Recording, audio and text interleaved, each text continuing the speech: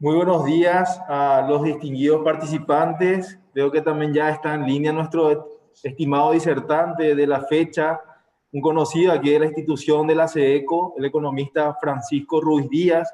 Para empezar, me presento, soy Rodrigo Recalde, el encargado del área de capacitación y comunicación aquí de la SEDECO. Muchísimas gracias a todos los participantes por acompañarnos como cada semana en este espacio que hemos organizado desde la SEDECO con el objetivo de brindar formación, información y conocimiento a todos nuestros consumidores y usuarios.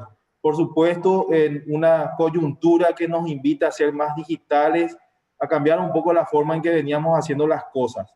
Hoy con un invitado especial que nos dará una visión, un enfoque del comportamiento o capacidades financieras en promedio que tenemos los paraguayos, un tema sobre educación financiera y por supuesto que afecta a las personas más vulnerables. A continuación, haré una breve reseña al historial profesional del señor Francisco Ruiz Díaz López. Es economista por la Facultad de Economía de la Universidad Nacional de Asunción, actualmente director de Inclusión Financiera, magíster en Economía por la Universidad de los Andes, Bogotá, Colombia, especialista en avalúo y en catastro multipropósito por la Universidad de Jaén, España.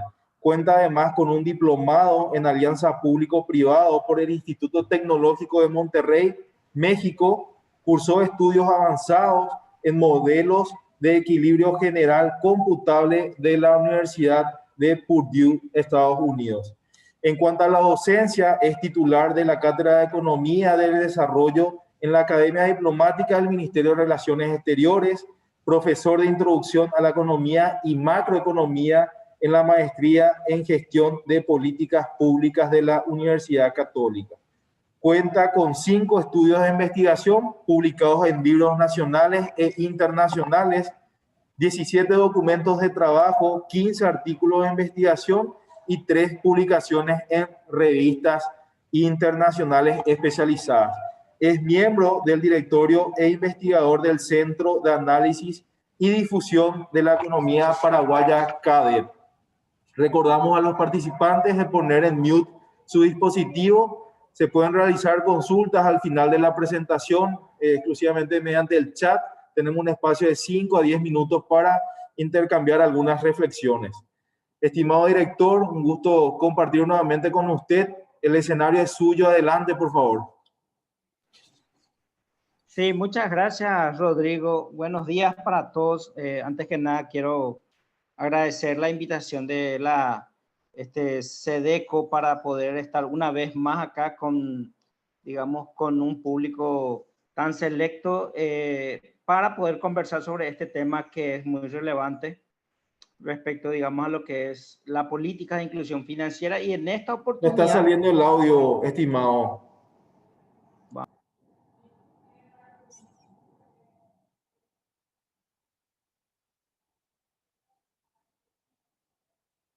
Si puede ir en el test del micrófono, test speaker, test de audio.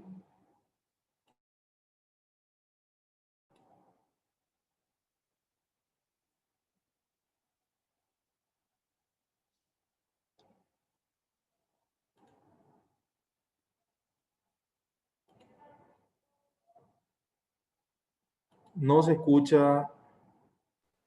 Ahí. Hola. Hola, hola, hola. En el test otra vez, si puede ir por favor, la parte inferior izquierda, Hola. test speaker. Sí, estoy ahí. Hola. Ok. Hola. No.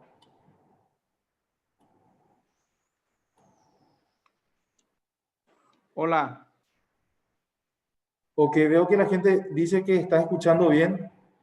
Si puede continuar, de acuerdo a los comentarios, escucho perfectamente. Seguimos, estimado. ¿Me escuchan ahí? Si alguien, por favor, me puede escuchar. Sí, ok, perfecto. Entonces, avanzamos. Perdón.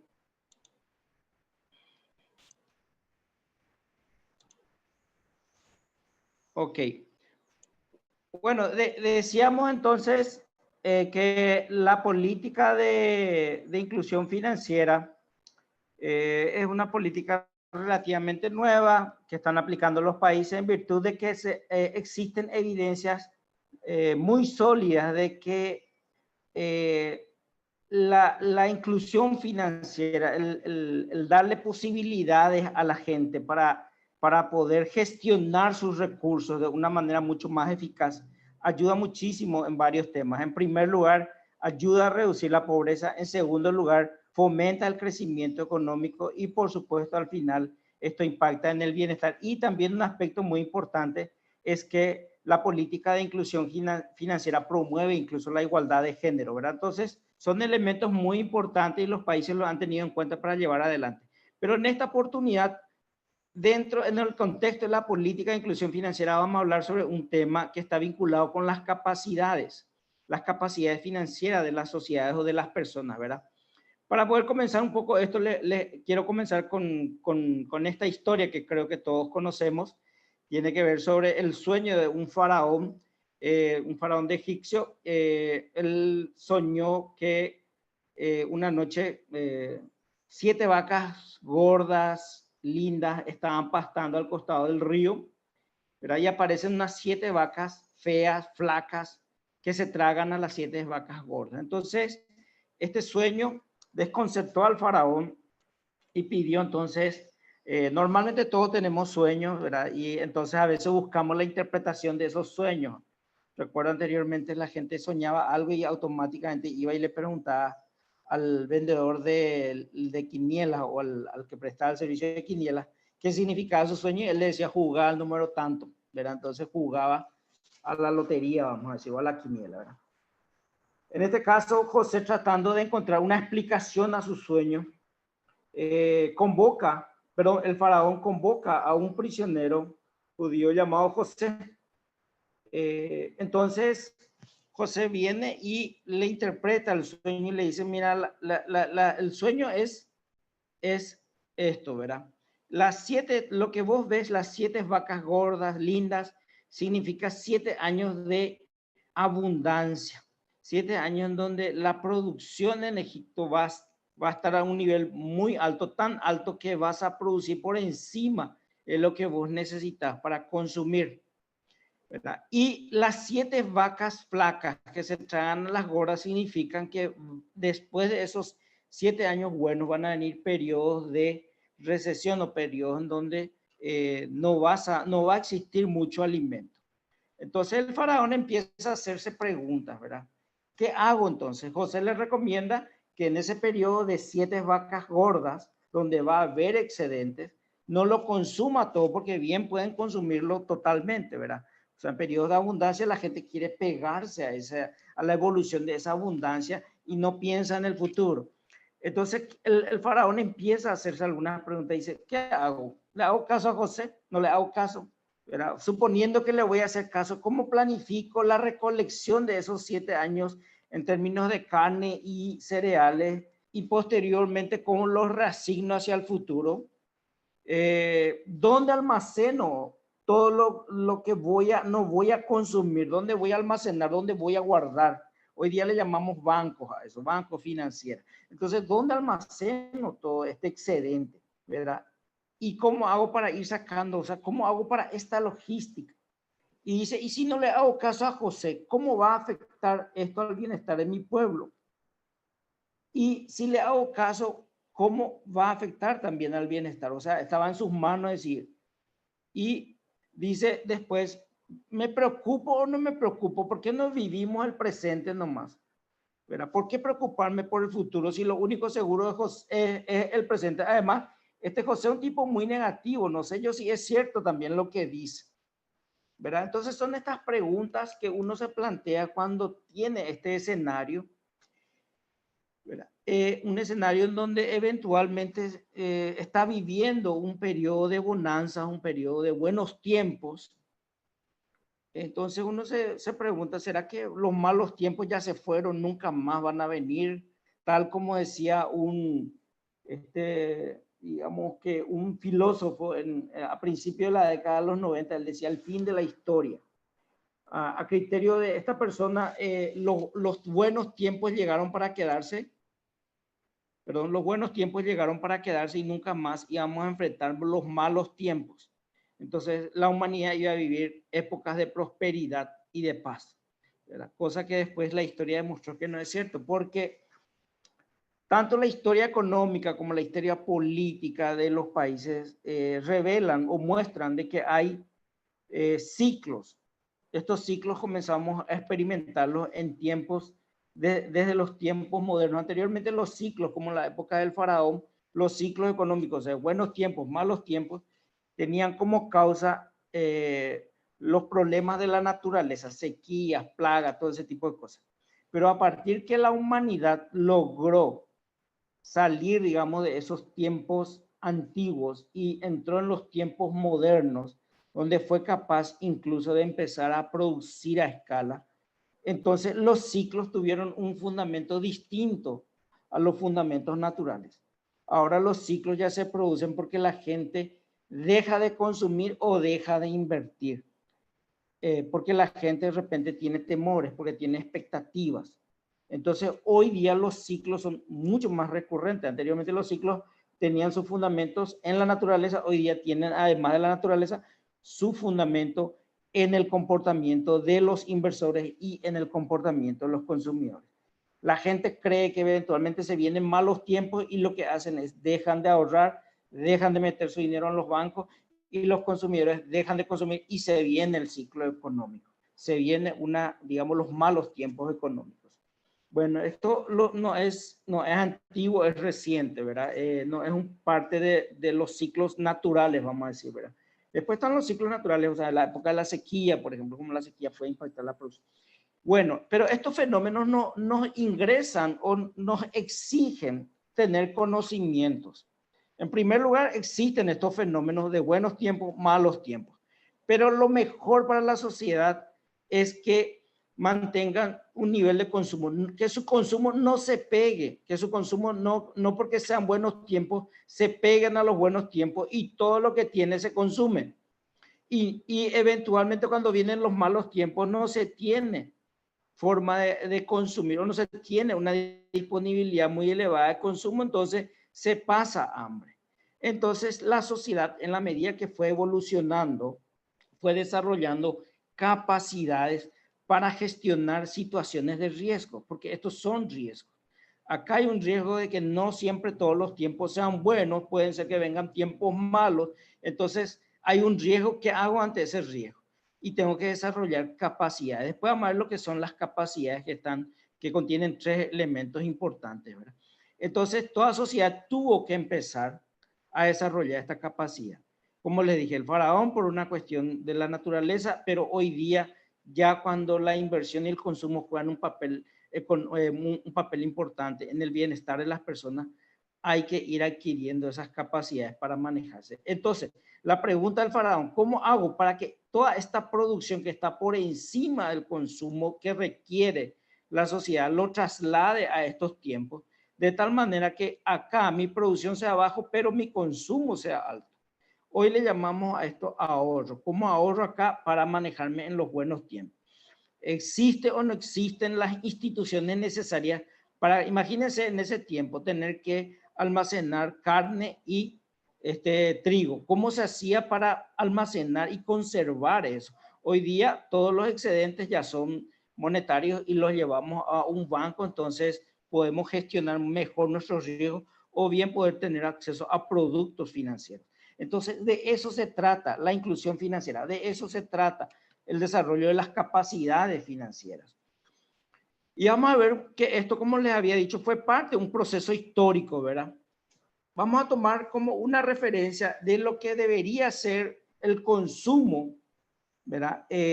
A lo que el Banco Mundial clasificaba como $1 por día. Entonces, a criterio del Banco Mundial, en la década de los 90, estableció un criterio para determinar cuántas personas existían en el mundo que no podían ni siquiera cubrir sus necesidades básicas. Eso lo hizo en los 90. Si nosotros tomamos ese criterio del Banco Mundial y lo llevamos a un criterio hacia atrás y usamos esta estadística tan espectacular que produjo una persona de apellido Madison, que ya falleció, entonces podemos tener el PIB per cápita del mundo, el PIB per cápita mundial, y si lo dividimos entre 365, tendríamos el ingreso necesario para poder, o sea, tendríamos el ingreso diario del mundo a partir del año 1000, por ejemplo. Y si tomamos el criterio del Banco Mundial, y lo bueno es que todo esto está a precios de 1990, podemos hacer este ejercicio. Si tomamos el criterio del Banco Mundial, establecemos esta línea roja, que son, digamos, 1,25, porque en esa época, un poco después, el Banco Mundial ajustó y lo ajustó a 1,25 dólares. Este 1,25 es la cantidad de dinero que las personas deben tener para cubrir su alimentación diaria. Por encima de ese 1,25 ya o está financiando bienes que no necesariamente son de la alimentación o son bienes que van más allá de sus necesidades calóricas, puede consumir por encima de sus necesidades calóricas, o sea, bienes mucho más exquisitos, vamos a decir, o puede en todo caso tener algún tipo de consumo de artículos de lujo y eventualmente si le sobra, entonces tomar esos excedentes y trasladarlos hacia el futuro, ¿verdad? Entonces lo que podemos ver es que en el año 1000 el ingreso era tan bajo que todo lo que la humanidad producía servía apenas para consumir, no había excedentes. En el año 1500 la humanidad empieza a producir un pequeño nivel de excedentes, en el 600 se mantiene en el 700, y donde empieza a crecer ese excedente, o sea, ir más allá de lo que se requiere, sencillamente para sobrevivir, entonces podemos encontrar en 1820 que empieza a crecer y de ahí en adelante crece ya de una manera permanente y cada vez a un monto más significativo. En 1870 vemos que el excedente es muy relevante. El hecho que entre 1820 y 1870 se haya registrado un aumento, un incremento de la producción por encima de lo necesario para alimentar la humanidad, tiene que ver un poco por el cambio en el sistema productivo, por el cambio en el modelo de producción, porque aparece la revolución industrial y aparece una nueva metodología en la que empiezan a trabajar los hombres, ¿verdad? Pero esta situación, en el año 1000, como pueden ver, la humanidad apenas producía para comer, no le quedaban excedentes, por lo tanto no tenía mucho dilema respecto al dilema que sí tenía el faraón, donde iba a tener buenos tiempos. Entonces, en estos casos, la humanidad producía lo que se consumía. Eso significaba que en todo ese periodo, 1000, 1500, normalmente lo que hacía es, cuando venía un desastre natural, cuando venía una sequía, había pocos alimentos y la humanidad pasaba hambre. Cuando venían buenos tiempos, había buena producción y la humanidad seguramente vivía en periodos de bonanza. Entonces no había forma de gestionar esa relación entre los excedentes presentes y cómo trasladarlos hacia el futuro de tal manera a suavizar el impacto de cualquier ciclo natural, ¿verdad? Para que veamos que esto no solamente afectaba, porque uno puede decir, bueno, el mundo, ahí están los países ricos, hay países pobres. Entonces acá tenemos desagregados, tenemos datos desagregados por regiones. Entonces tenemos la región de Europa Occidental, América Latina, 30 países de América Latina y África completo. Entonces podemos ver que en el periodo 1000 todos los países tenían un ingreso tan bajo que su nivel estaba a nivel de subsistencia, o sea, prácticamente no producían excedentes. En el año 1500 empezamos a ver que los países de Europa Occidental empiezan a tener pequeños excedentes. Está vinculado con el descubrimiento de América y todo el traslado del oro de América hacia Europa y la aparición digamos, de los bancos en la zona de Venecia y todo ese tipo de cosas. En 1600 crece y va creciendo así hasta que hoy día tenemos la siguiente situación. América Latina, por ejemplo, hasta prácticamente 1870 no producía muy por encima de lo que se requería para el consumo, o sea, vivían en un modelo prácticamente de subsistencia. Recién en 1900 América Latina produce excedentes. África tardó un poco más y recién en 1950 produce, pero digamos, la región donde aparentemente, o de la región donde existen una cantidad importante de nivel de producción más allá, encima de los requerimientos calóricos diarios, es Europa Occidental, y vemos que América Latina está detrás de eso, pero África también, aunque África es una de las regiones con, digamos, que supera en la menor cuantía ese nivel de subsistencia, ¿verdad? Esta es la situación moderna, es la situación actual, ¿verdad? Entonces, acá aparece por lo menos a partir del año 1500 para los europeos y más adelante, nosotros que estábamos tratando de imitar ese modelo, encontramos de que teníamos que tener capacidades.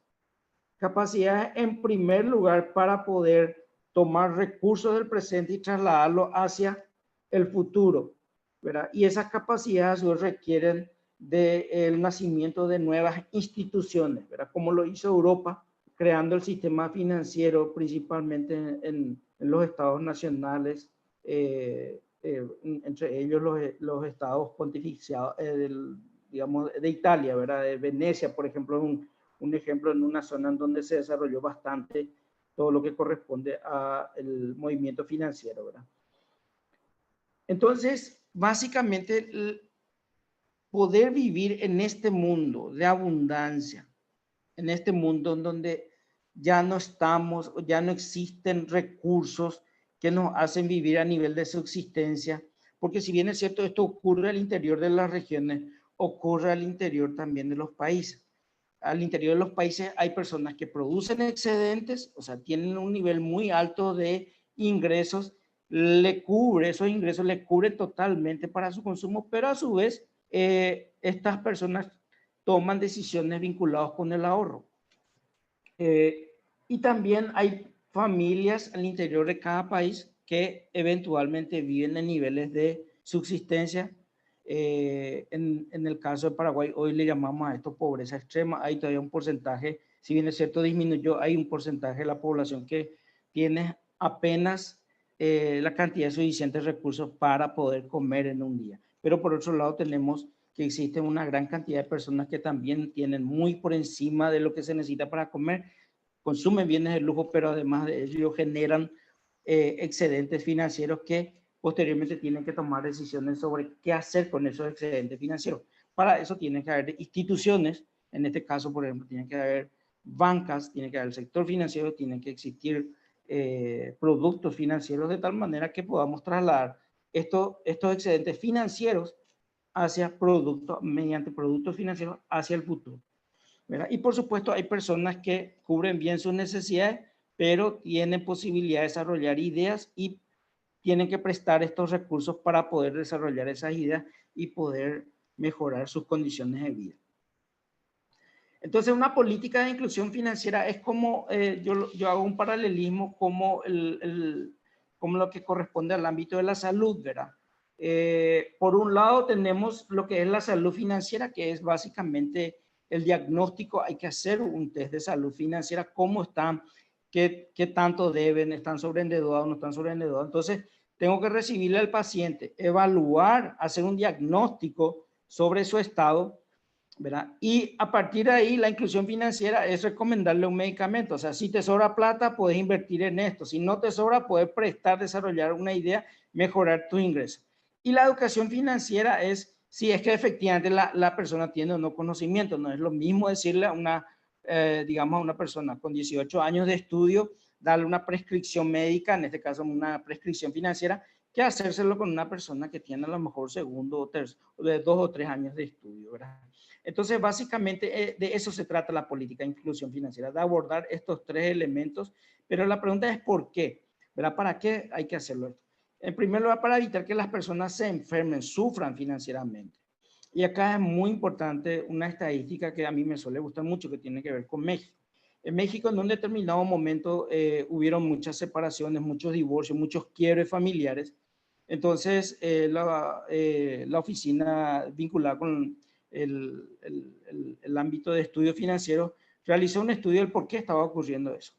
Y encontraron que el 72% de los quiebres familiares en México se daban por aspectos vinculados con el manejo del dinero. O sea, cuando Cuando empiezan a existir problemas financieros en los hogares entran en crisis, o sea, empiezan a tener problemas de salud, ¿verdad? Entonces se empiezan a enfermar, ¿verdad? Y de eso desemboca en la quiebra. Mala salud financiera significa que el bienestar de la familia está empeorando.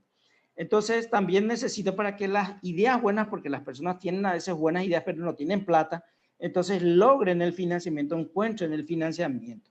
Para eso existe una política de inclusión financiera, para que exista también armonía en el hogar y para que las sociedades mejoren su bienestar. Entonces, básicamente para eso tenemos que avanzar en lo que es la salud financiera, lo que es la educación financiera y lo que es la inclusión financiera, que es la creación o la remoción de las barreras que impiden que las personas puedan tener acceso al sistema financiero. Pero en el contexto de la política de inclusión financiera está la cuestión de las capacidades financieras. Las capacidades son muy relevantes y las capacidades no son iguales para una familia en Dinamarca que para una familia en Paraguay. O sea, las líneas de base son muy distintas. El punto de arranque son muy distintos. ¿Por qué? Y básicamente porque los europeos vivieron con mucha anticipación este proceso de despegue, vamos a decir, en donde tienen gran cantidad de excedentes de recursos financieros y por lo tanto ellos ya fueron desarrollando estas capacidades que no son naturales ni surgen de manera espontánea. Hay que crear y fomentar estas capacidades, ¿verdad? Entonces hay tres elementos que hacen a la capacidad financiera.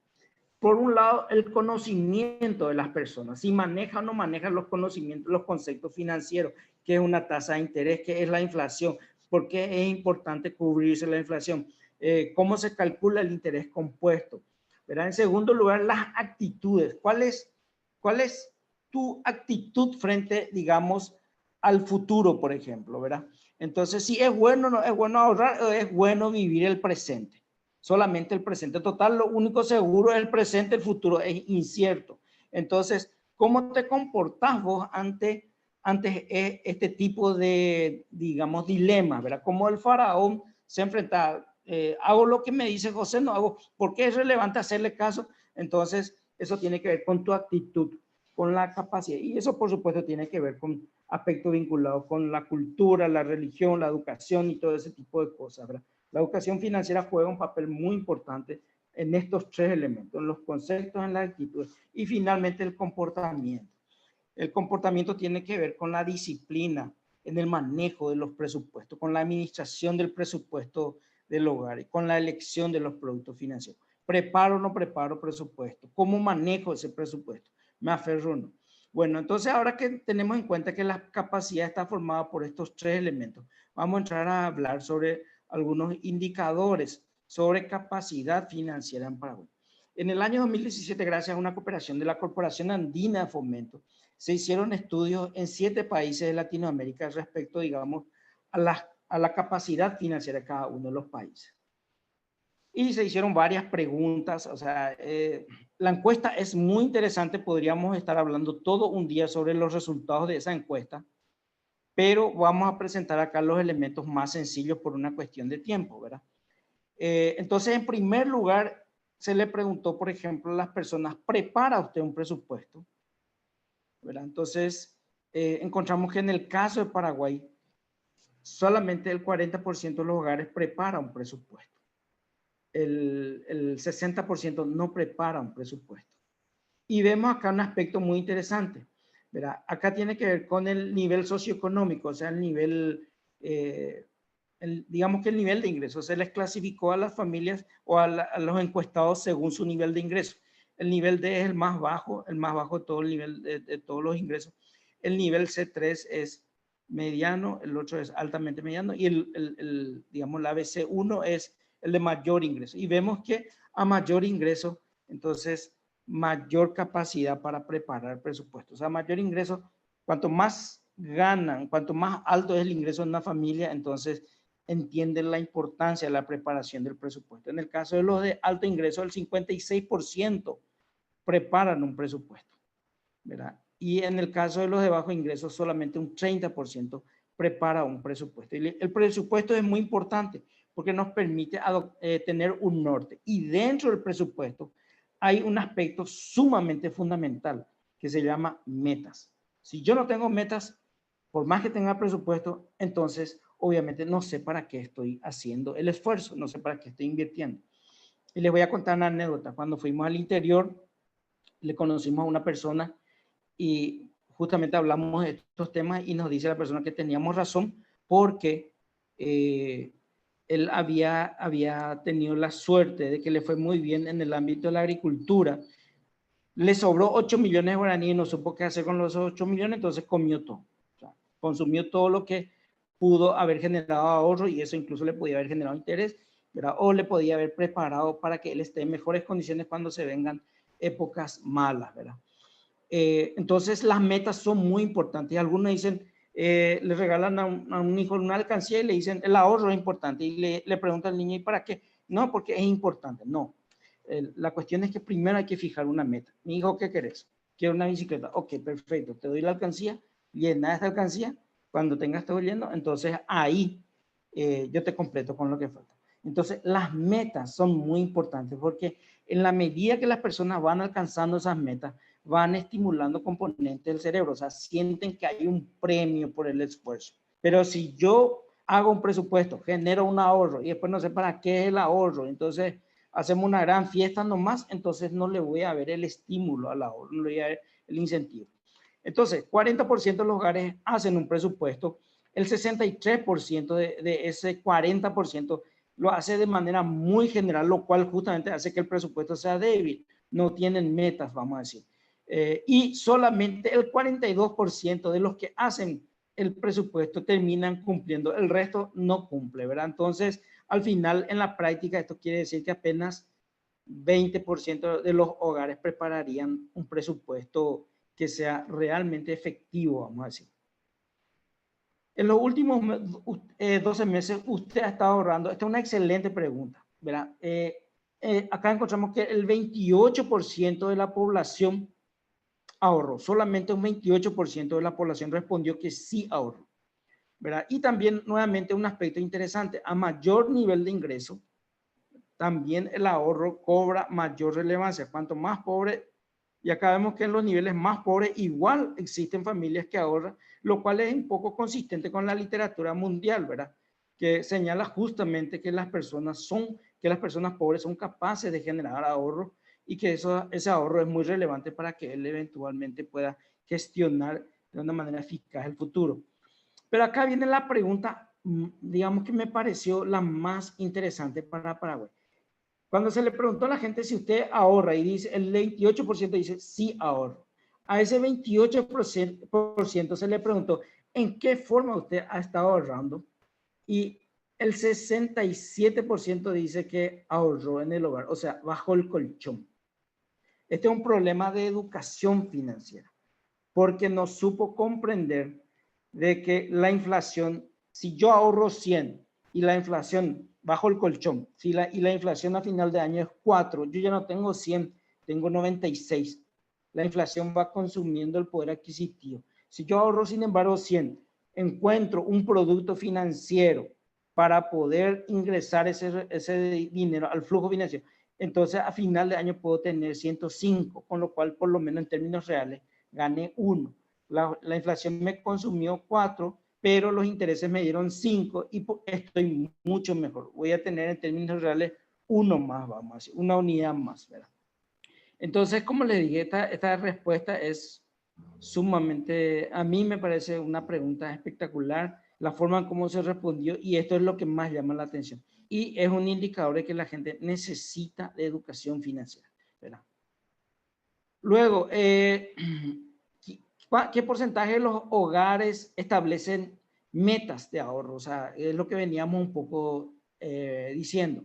El 30% de los hogares en Paraguay tienen metas, ¿verdad?, de ahorro. O sea, dicen, quiero comprarme una casa, quiero comprarme un auto, y a partir de ahí entonces van generando esa disciplina, esas capacidades que habíamos conversado inicialmente. Y nuevamente vemos que a mayor nivel de ingreso, entonces mayor disciplina en los hogares para el establecimiento de metas a los efectos de poder ahorrar. Hay que fijarse en metas. Si no se tiene metas, entonces no se tiene un norte, no se tiene digamos, un rumbo para poder planificar, vamos a decir. Las metas son sumamente relevantes, ¿verdad? Entonces vemos que el 63% de los hogares sí tienen metas de ahorro, ¿verdad? De los encuestados, y el 18% de los hogares de ingresos altos tienen metas de ahorro, y el 18% de los hogares de ingresos bajos tienen metas de ahorro. O sea, es muy, muy significativa la diferencia. Después se le pregunta para qué, cuáles son sus principales metas de ahorro. Entonces el 21% comprar una casa, de este 30%. El 21% dijo para comprar una casa, para pagar mis estudios, para los estudios de mis hijos, para otros gastos, y también incluso aparece vehículos acá. Entonces acá se le pregunta, en la actualidad, ¿usted dispone o no de alguno de estos productos financieros? ¿Verdad? Entonces, el 19%, este es un dato muy relevante para el Paraguay, ¿verdad? Paraguay es líder regional en este tema. El 19%, y llamó la atención, se destacó entre los 7 países encuestados, Paraguay se destaca como el indicador más alto que utiliza algún producto financiero a través de lo que le llamamos nosotros el dinero electrónico, digamos, básicamente lo que hacen es usan la tecnología para poder hacer operaciones financieras. Entonces es un indicador, es un índice muy alto, casi el 20% de los hogares, ¿verdad? Otros tienen tarjeta de débito y todo ese tipo de cosas. Y acá les voy a complementar esto con estadísticas del Banco Mundial. Según el Banco Mundial, Paraguay lidera en América Latina el uso del dinero móvil. O sea, la tecnología está jugando un papel muy relevante, y no hay que olvidar que según las encuestas, casi, tengo entendido que eran como el 97% de todos los hogares del Paraguay disponen de un aparato celular, y eso va a estar cambiando, va a estar revolucionando el mundo financiero en los próximos años. La gente ya puede realizar operaciones financieras con el aparato. Eso genera inclusividad. Me permite desarrollar varios conceptos a partir de eso, varios conceptos financieros, ¿verdad? Y voy al mismo tiempo también trabajando mis capacidades financieras. Esta es una pregunta interesante. Dice, ¿usted ha tenido problemas para cubrir sus gastos en los últimos 12 meses? 64% de las familias encuestadas respondieron que sí han tenido inconvenientes para cubrir sus gastos. O sea, es un poco lo que veíamos al principio. Hay periodos de bonanza donde el ingreso es alto y me permite cubrir de manera relajada todos mis gastos, pero también hay periodos donde las cosas van mal y no soy capaz de cubrir los gastos. Después acá a la derecha vemos cómo usted hizo para cubrir lo que le faltó, ¿verdad? Entonces algunos dicen trabajé horas extras, otros dijeron tomé préstamos de amigos. Este es digamos, un punto muy utilizado principalmente en los países en desarrollo, donde el tema de la inclusión financiera no está tan avanzado. Entonces lo que hacen es buscar mecanismos de protección tradicionales. Por ejemplo, intercambiar comida con los vecinos, todo ese tipo de cosas, o prestarle los amigos, prestar plata a los amigos, recurrir a los familiares. Se usa mucho en los países donde la inclusión financiera está en un estadio primario, ¿verdad? Acá entonces se evaluó la educación financiera, y se evaluó según el nivel de educación de las personas, ¿verdad? Los que tienen bajo nivel de educación mostraron capacidades financieras, mostraron tener conocimientos financieros en un nivel de 17%. ¿Verdad? Por otro lado, las capacidades de nivel medio, o sea, las personas con un nivel medio de formación, perdón, este es socioeconómico. Entonces, los pobres desarrollaron, o al hacer un test de educación financiera, 17% nomás, digamos que pasaron el examen.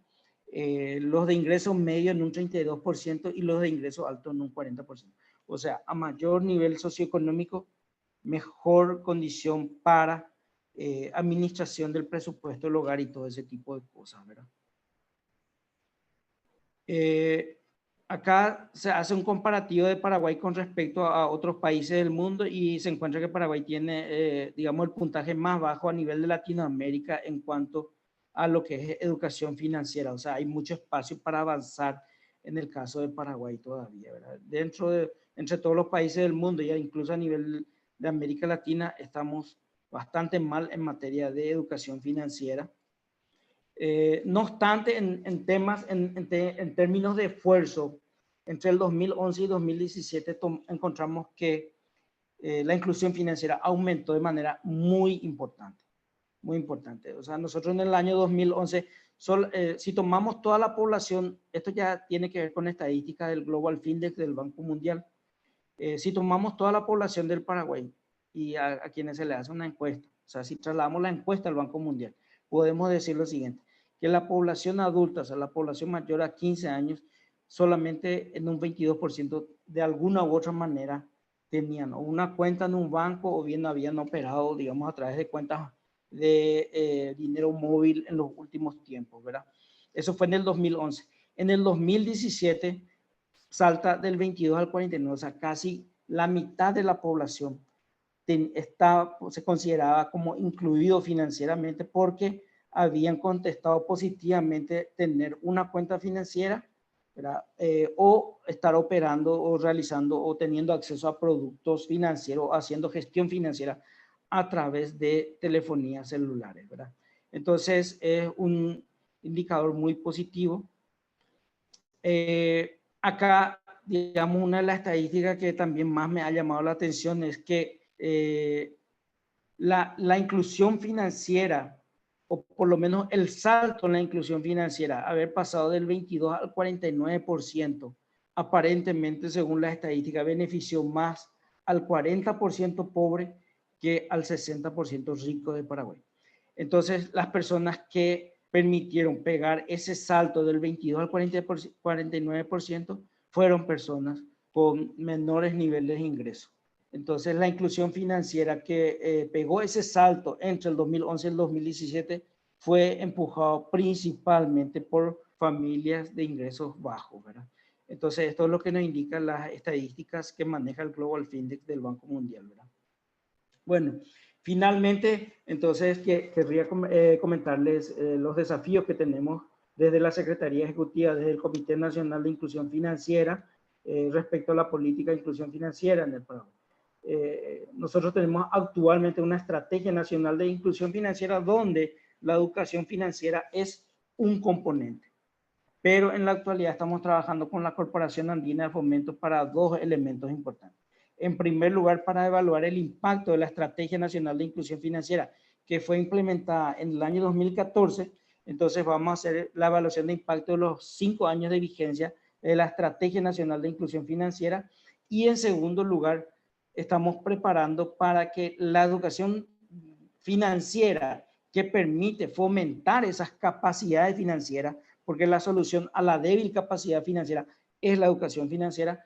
Entonces, estamos trabajando con la Corporación Andina de Fomento para que podamos tener una estrategia nacional de educación financiera, que la educación financiera no sea solamente un componente de la estrategia de inclusión financiera, sino que tenga, digamos, cobre mayor relevancia y pueda tener, digamos, un mayor impacto a los efectos de poder ayudar a mejorar las capacidades financieras de la familia, especialmente aquellos sectores más vulnerables, y permitir de esta manera entonces que tengan capacidades para gestionar recursos entre el presente y el futuro, disminuir los riesgos, suavizar el consumo y con ello mejorar el bienestar. Bueno, muchísimas gracias y quedo abierto a las preguntas.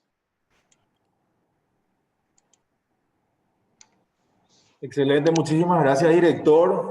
Bueno, muchas gracias por la predisposición y el interés que ha demostrado desde aquel primer momento en el que le envié un correo electrónico. Gracias por eso. Si bien en este escenario y coyuntura, la verdad que los desafíos tanto para nuestras instituciones son enormes, pero como usted dijo, me quedo con esa última parte que hay una brecha muy importante por avanzar. Vamos a verificar el chat. Ok. Muy interesante la presentación, con datos concretos y actualizados. Muchas gracias. También una consulta dice, ¿cómo en la práctica se da la educación financiera? En la práctica se da bajo, por lo menos yo separaría. Actualmente, digamos que determinados sectores profesionales de la sociedad, incluso también el sector bancario y financiero, han encontrado que es bueno para ellos que las personas entiendan de este aspecto financiero. ¿Por qué? Porque eso también al mismo tiempo permite aumentar los volúmenes de excedentes que empiezan a manejarse a través de las instituciones financieras, ¿verdad? Por lo tanto, ellos han entrado al mundo de la educación financiera y están entrando muy fuerte. Por ejemplo, hace poco uno de los bancos en Paraguay lanzó una plataforma para la educación financiera donde los cursos son gratuitos, ¿verdad? Uno puede inscribirse y permanentemente va lanzando cursos. Pero por otro lado también hay un esfuerzo del sector público en el ámbito de la política de inclusión financiera. Hemos creado un espacio, un programa que se llama Más Vale Saber, donde básicamente te permite tener técnicas para hacer una evaluación de la salud financiera de las personas y a partir de ahí hacer recomendaciones de educación financiera, la preparación de un presupuesto. Todo esto está colgado en la página web de másvalesaber.gov.py. Entonces, si por ahí la gente quiere visitar esa página, están los modelos de cómo distinguir lo que es un bien necesario de lo que es un artículo de lujo, ¿verdad? Cómo preparar un presupuesto, cómo establecer metas. Entonces, hoy se está armonizando esos criterios. Incluso el sector privado está tomando. Y un sector que está entrando fuertemente también en el ámbito de la educación financiera son las cooperativas. Entonces, de esa manera se está materializando el trabajo en materia de educación financiera. Nosotros también damos asistencia en educación financiera. Estábamos trabajando principalmente en el interior hasta antes que ocurra la pandemia. Estamos viendo la posibilidad de cómo hacer cursos virtuales también. O sea, hay una integración de esfuerzo público-privado en este campo y en los últimos años esto ha venido creciendo fuertemente. Excelente, director. Ahora, para recordar un poco más, vale saber, más vale saber todo junto ahí, .gov.py. Y ahí uno puede visitar, hay manuales didácticos, hay instrumentos de educación financiera. Eventualmente pueden contactar con nosotros, organizar grupos de personas y nosotros entonces con nuestros técnicos entramos a hacer capacitación en materia de educación financiera. Pero también, como les dije, está el sector privado, están el sector de las cooperativas, las financieras y algunos profesionales que ya han entendido que las personas al no disponer, o sea, era como el faraón, porque el faraón básicamente decía, yo no sé planificar.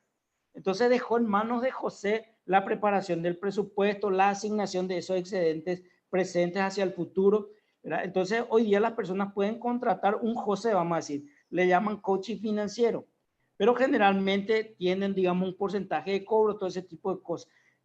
Normalmente las personas que tienen un excedente muy alto de recursos contratan un asesor financiero que le va diciendo qué podría hacer. Nosotros entramos a trabajar con poblaciones vulnerables principalmente.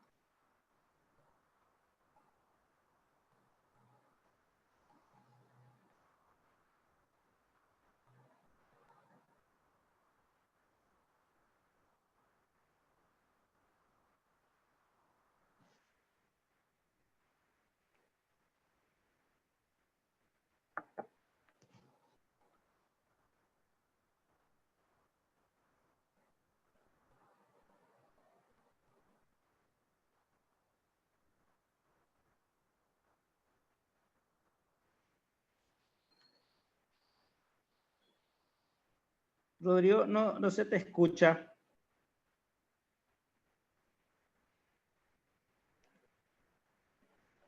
Hola, hola. Sí, ahí te escuchamos, Rodrigo. No, Excelente, ¿no? Como estaba mencionando, muchas gracias, estimado director, por la asistencia, por estar aquí, a todos los participantes. Como una frase, digo, pequeños cambios en el presente generan grandes cambios del futuro. O sea, una frase de usted, estimado director. Así que nuevamente a todos los participantes por acompañarnos en este espacio de formación, de conocimiento, de educación, que son cambios de comportamiento para bien y para mejor, para tener una mejor sociedad. Muchas gracias, Rodrigo. Y bueno, nos ponemos a disposición de los participantes. Eventualmente te paso un mail de contacto por si alguna de las personas quieran algún tipo de asistencia de parte nuestra, profundizar esta presentación, desarrollar justamente estas capacidades con grupos de amas de casa, grupos de productores, lo que sea. Entonces, te vamos a pasar un contacto o en todo caso si hay algún tipo de preguntas de personas que quieren que se les responda y que por el tiempo